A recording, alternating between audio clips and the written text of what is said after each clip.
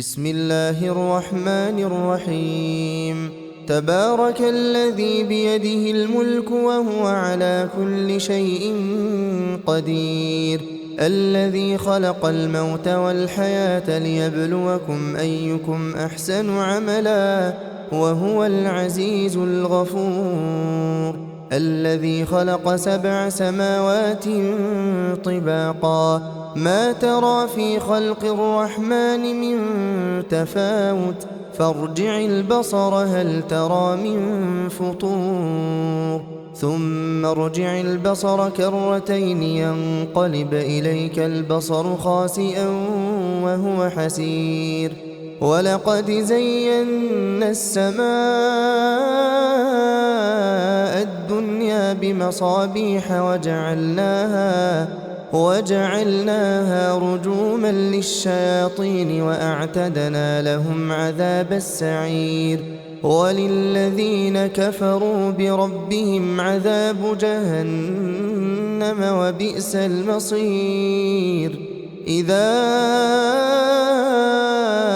ألقوا فيها سمعوا لها شهيقا وهي تفور تكاد تميز من الغيظ كلما ألقي فيها فوج سألهم خزنتها ألم يأتكم نذير قالوا بلى قد جاءنا نذير فكذبنا وقلنا ما نزل الله من شيء إن أنتم إلا في ضلال كبير، وقالوا لو كنا نسمع أو نعقل ما كنا في أصحاب السعير، فاعترفوا بذنبهم فسحقا لأصحاب السعير. إن الذين يخشون ربهم بالغيب لهم مغفرة وأجر كبير، وأسروا قولكم أو اجهروا به إنه عليم بذات الصدور. ألا يعلم من خلق وهو اللطيف الخبير.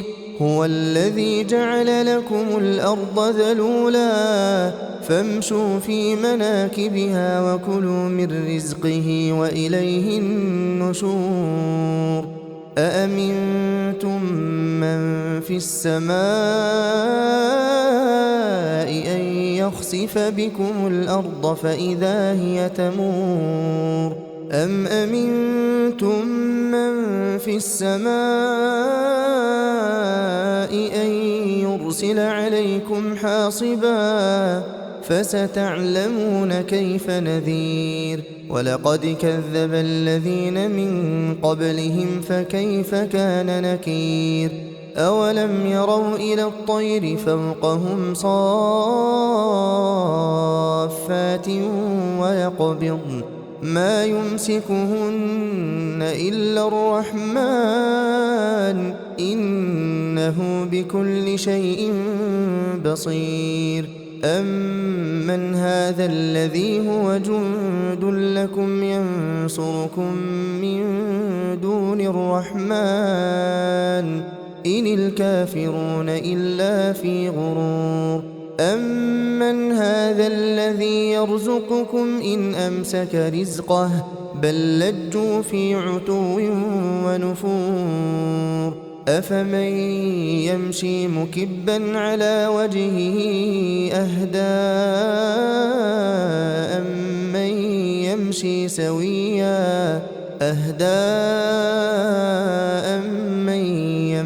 سويا على صراط مستقيم.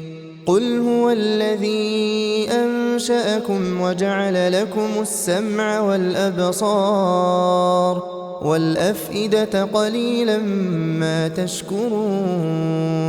قل هو الذي ذرأكم في الأرض وإليه تحشرون. ويقولون متى هذا الوعد إن كنتم صادقين. قل إن إنما العلم عند الله